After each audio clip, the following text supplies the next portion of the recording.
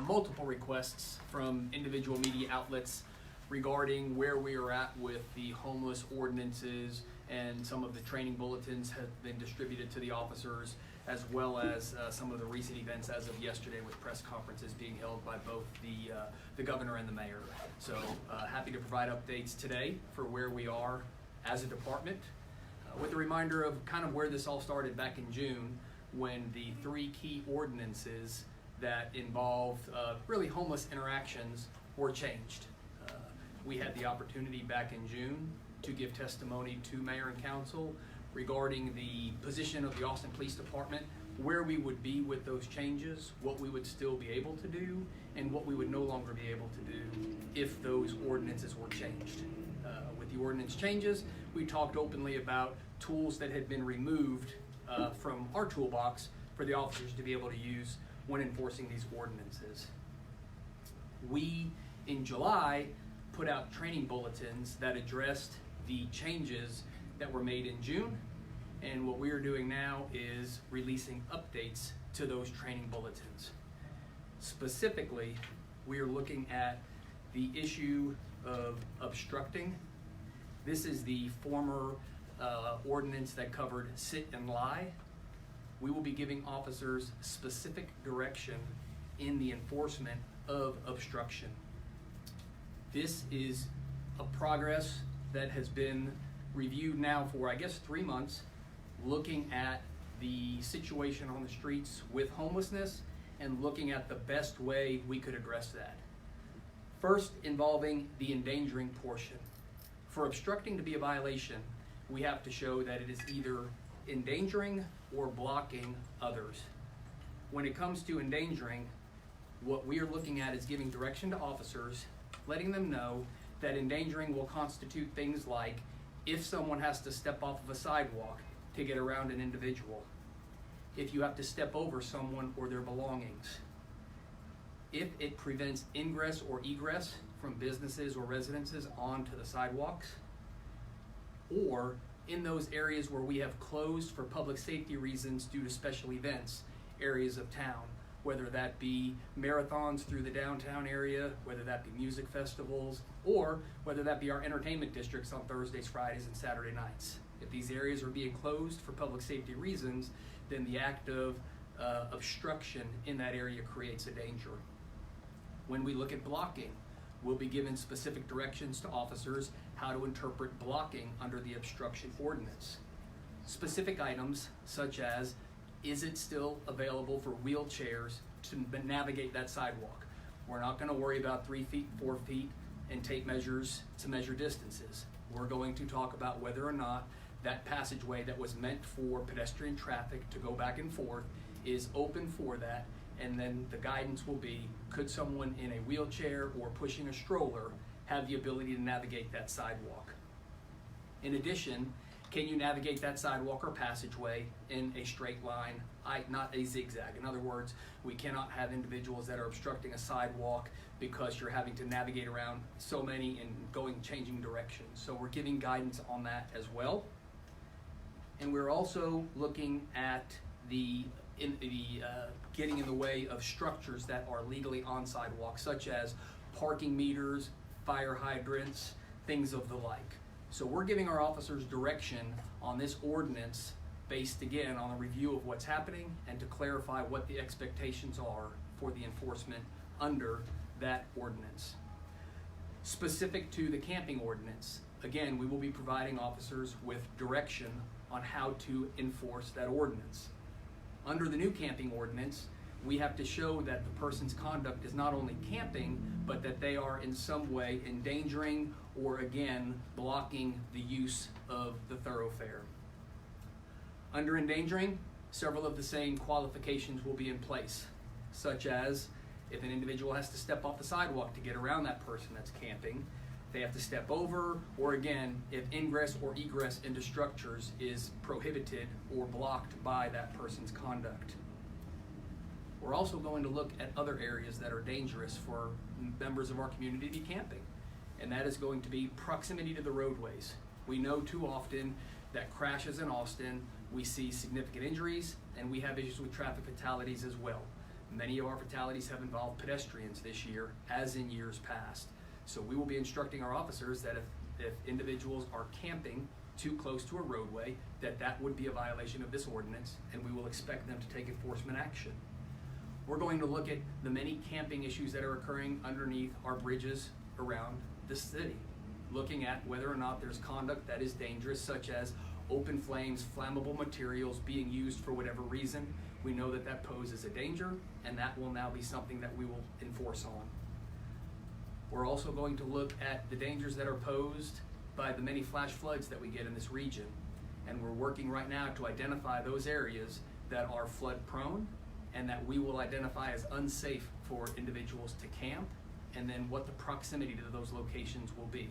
That is something that is still underway, although we're going to put this guidance out now. Another area that we're going to look at is the issues of all of the furniture, the mattresses, what we're seeing that has started to appear all around the city. We know that these are intended for indoor use. They're not meant to be outside, they're not meant to be in the elements, and that they can be health hazards due to the ability for lice, for bed bugs, for typhoid, all the like. So we are now going to enforce that as a health safety hazard, and we will be working with our Austin Resource Recovery and other groups to remove all of these items from the public space as a health hazard.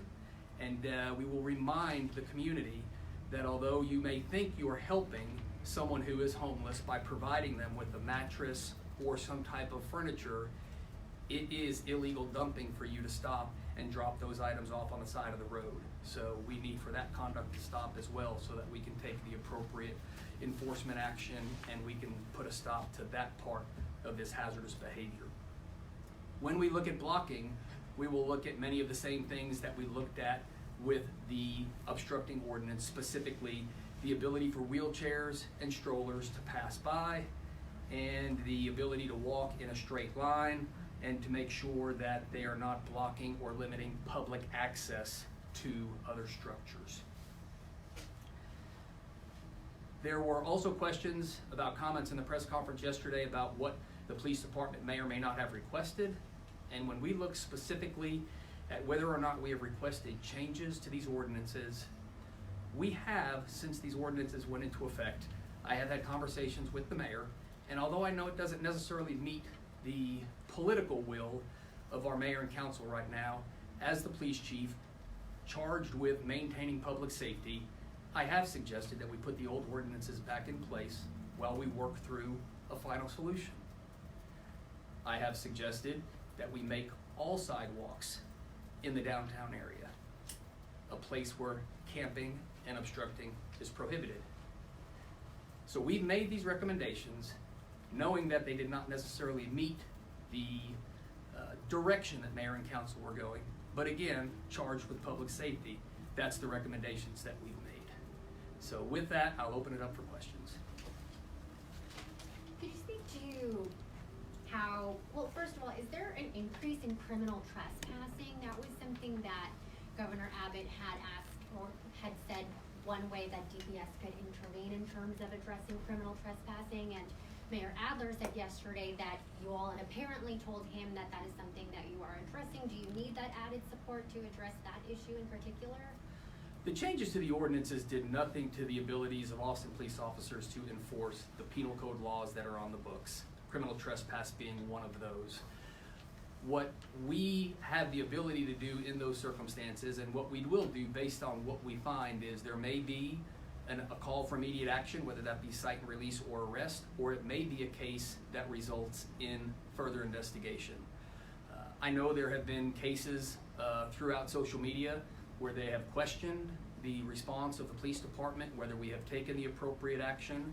There are 3 in particular that I know got a lot of attention in social media, one being an assault where an individual was bitten on the face during that assault, one being a person who was committing a lewd act outside of a Chick-fil-A that was videotaped, and a third one being a criminal mischief, as you just mentioned, where a rock was thrown through a business at a downtown hotel. And although there were not immediate arrests in those cases due to the circumstances, all of those cases are under arrest, and all of those cases are under investigation, and we have the likelihood of arrest in at least of a couple of those. So the issue with criminal trespass is not one that we necessarily need assistance with. Again, the changes to these ordinances did not affect that. What we have to look at as well is changes that have occurred since the ordinances changed.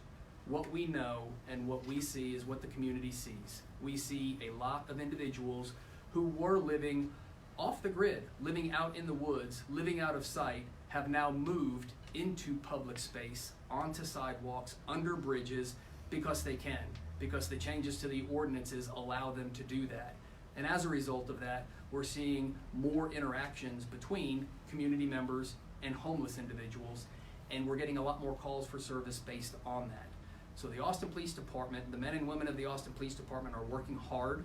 They are taking these calls, but again, we are trying to address a growing call load with the same number of officers that we have had for many years now. Another issue that was brought up was whether or not the Austin Police Department requested any additional resources to address the homeless issue. And although we've not made a specific request that based on these changes to homeless ordinances, we need X, we need this number of officers, or we need this resource, we've been talking about staffing at the Austin Police Department for years. We've got several studies that show staffing levels for the Austin Police Department, needs for additional officers. And as a result of those studies, we have finally started to move the needle. We have finally started to add officers to the department thanks to a resolution that was passed by the mayor and council that provides for officers, if they follow through with all 5 years, in each of those 5 years. Now that study and those recommendations were put together before these ordinances were changed, and so we may have a request in the future based on what we're seeing in the community, the increasing call loads, the increasing demands on officers, based on these recent changes from the ordinances. So no, there has not been a specific request, but we talk about resources in the Austin Police Department regularly, especially when it comes to staffing, and that is something that we will pay close attention to. And if we identify a need for additional staffing resources or additional funding resources to handle overtime initiatives to address some of these public order issues, then that is something we will put forward, and I appreciate the mayor's support in advance if that were to come up. Chief, if November 1st comes around and Governor Abbott doesn't see what he wants to see in the changes for the homeless scene in Austin, how will it work if the governor decides to deploy DPS with the Austin Police Department? We work with the Department of Public Safety. We've got a positive working relationship with them. They, as many will remember, have come into Austin in the past in our time of need, whether it were during the bombings that we went through as a community and they came and supplemented our officers, or whether it be their assistance with past large music festivals, ACL being one of them. So we've got a strong partnership, and if Colonel McCraw were to be directed to come in and provide law enforcement assistance to Austin, I'm confident that we would be able to work side by side with them in whatever fashion was necessary. Can you confirm whether Austin Police will make any extra effort to clear out street camps because of what the governor said or because of ACL Fest, or is it business as usual? There's nothing special underway in regards to ACL weekends coming up. There is a regular program that has been going on where we've got groups of Austin Resource Recovery folks supplemented by Austin police officers just kind of for protection and security of the cleanup, where they do go around the city and they provide cleanup efforts at some of these camps. That will continue. It's not necessarily going to increase as a result of this, but I would encourage the community to call us if you're having issues. We have been notified on social media before several times with pictures of encampments that have popped up in public parks. That's a violation. We have responded to those either that day or the next day, and I believe every single occurrence. So sometimes neighbors and residents are going to see things that police officers may not have the ability to see in a timely manner, so we encourage you to call us so that we can enforce the laws and ordinances that we have on the books. As far as blocking or impeding, as for police enforcing it, Chief Newsom had talked about the difficulty of that if they do have to enforce it, of making sure it's exactly that 4 feet. And Mayor Adler had suggested police officers start using a piece of string that's exactly 4 feet long, or tape measures to help enforce that. Can you comment on that and the likelihood we'd see police officers doing something like that downtown? Austin police officers are not going to carry tape measures and strings to measure distances. We are going to define blocking as I mentioned earlier, as impeding others' ability to use what is meant to be a public thoroughfare. And what that will mean is if you cannot, someone in a wheelchair, safely navigate, if you cannot, someone pushing a stroller, safely navigate, if you have to step over someone or their property, or if you have to walk in a zigzag fashion to get around multiple people, that is how we are going to define blocking. How do you feel about the position you and your department have been put in where you're dealing with growing call loads? How do I feel about, I'm sorry? The position you and your department have been put in where you're dealing with growing numbers of calls? So, as many major metropolitan areas, we deal with increasing call loads. Austin is a very vibrant city. We're one of the fastest growing cities. So our call load increases for many different reasons. Part of that is just the fact that we are a growing city, and that is something that we pay attention to. That's why we have the staffing studies. That's why we request officers each year.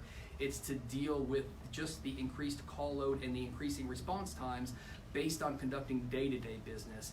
When we have significant changes like this that have, increased the number of calls we're getting based on some specific issues, that does present an additional demand on those limited resources that we have, and that's what we will pay attention to and make requests for additional staffing if we see the need.